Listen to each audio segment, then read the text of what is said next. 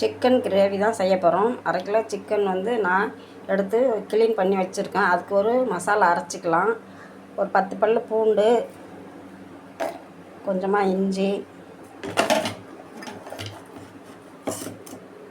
இந்த சைஸ் தக்காளி, ஒரு 4 தக்காளியை கட் பண்ணி வச்சுருக்கேன். இதையும் இதோட சேர்த்து அரைச்சிக்கலாம்.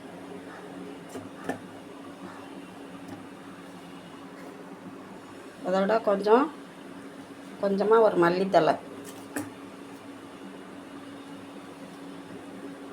கொஞ்சம் புதினா, இது எல்லாத்தையும் நல்லா அரைச்சி எடுத்துகிட்டு வந்துடலாம். அதோட ஒரு மீடியம் சைஸ் வெங்காயம் நல்லா பொடிசாக கட் பண்ணி வச்சுருக்கேன். ஒரு 4 வெங்காயம் கட் பண்ணி வச்சுருக்கிறேன். இப்போ அதை அரைச்சிட்டு பார்க்கலாம். கடாயில் இப்போ நான் 3 ஸ்பூன் எண்ணெய் விட்டுருக்கேன். இதில் இந்த வெங்காயத்தை ஃபஸ்ட்டு நல்லா வதக்கிக்கலாம்.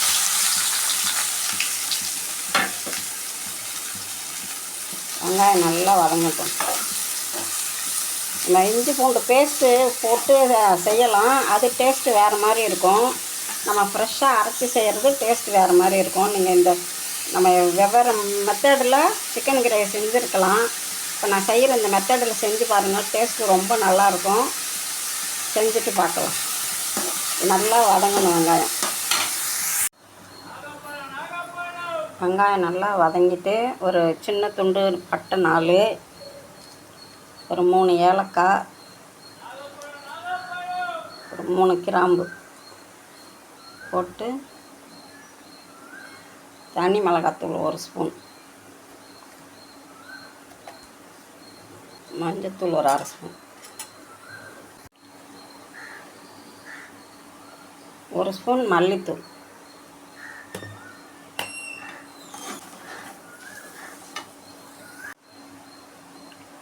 நான் 1 ஸ்பூன் காஷ்மீர் மிளகாத்தூள் போடுறேன். உங்கள்கிட்ட இருந்தால் போடுங்க, இல்லைன்னா விட்டுடலாம். இது கொஞ்சம் கலர் நல்லாயிருக்கும். அதுக்காக நம்ம அரைச்ச இந்த இஞ்சி பூண்டு மல்லித்தழை தக்காளி எல்லாத்தையும் இதில் சேர்த்துக்கலாம்.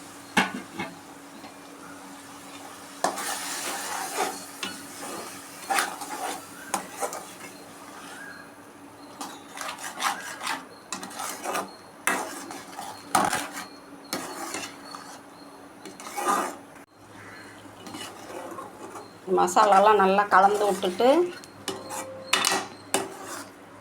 இதில் சிக்கன் எடுத்து நல்லா க்ளீன் பண்ணி வச்சுருக்கிறேன். நெஞ்சு கறின்னு கேட்டிங்கன்னா எலும்பு அதிகம் இருக்காது, கறி நிறையா இருக்கும். நம்ம சாதாரணமாக கறின்னு கேட்டால் லெக் பீஸோடு சேர்த்து எலும்போடு கட் பண்ணி தருவாங்க. நீங்கள் நெஞ்சு கறின்னு கேட்டிங்கன்னா அதில் கொஞ்சம் தான் எலும்பு இருக்கும், மிச்சம்லாம் கறி தான் இருக்கும். இதுக்கு தேவையான உப்பு போட்டு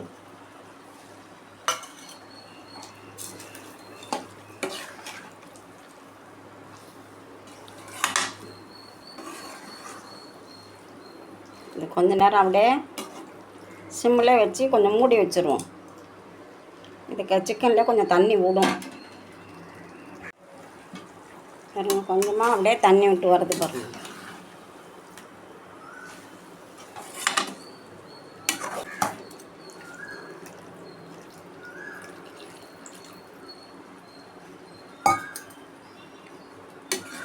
இப்போல்லாம் செக் பண்ணிவிட்டு பத்தலைன்னா உப்பு காரமெல்லாம் போட்டுட்டு